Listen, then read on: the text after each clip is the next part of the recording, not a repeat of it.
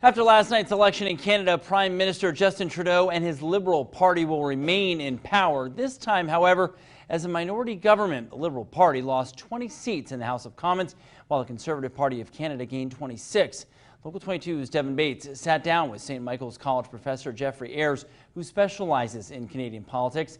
He joins us now with more on last night's election. Devin?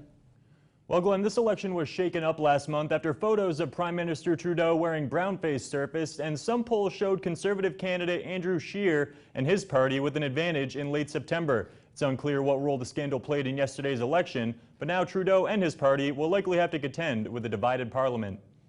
After coming away from Monday's election victorious, albeit with a minority government, Canadian Prime Minister Justin Trudeau said the nation rejected division and negativity and voted in favor of a, quote, progressive agenda. St. Michael's professor and Canadian politics expert Jeffrey Ayres said despite this progressive outlook, Trudeau is well aware of what this election means. He's kind of replicated what his father, Pierre Trudeau, experienced in the 1970s. He sees that the Liberal Party was shut out, doesn't have a single seat in Alberta or Saskatchewan. He has to remember that he has a minority, and he's going to have to compromise, and he's going to have to think about the West if he doesn't want to see an exacerbation of what is historically called Western alienation.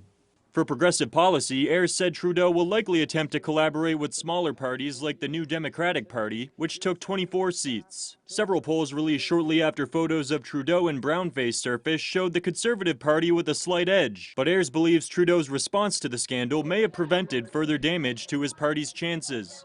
There was a little bit of a hit in the polling for a few days, but after about a week, it seemed to be that about 2/3 to 3/4 of those who were polled were moving on and had accepted his apology and or weren't particularly concerned about it. Trudeau's opponent, Andrew Scheer, said after his defeat that Conservatives have, quote, put Justin Trudeau on notice and ran on a platform promising stable government with tax cuts and a balanced budget. Although Conservatives won the popular vote by just over 1%, Ayres said that message isn't as effective in Canada. The deficit, balanced budgets, tax cuts, those don't. I think there's some big public policy issues like pharmacare, climate change, guns, immigration that I think Canadians are anxious and thirsty to talk about, as opposed to those kind of tried and true conservative issues.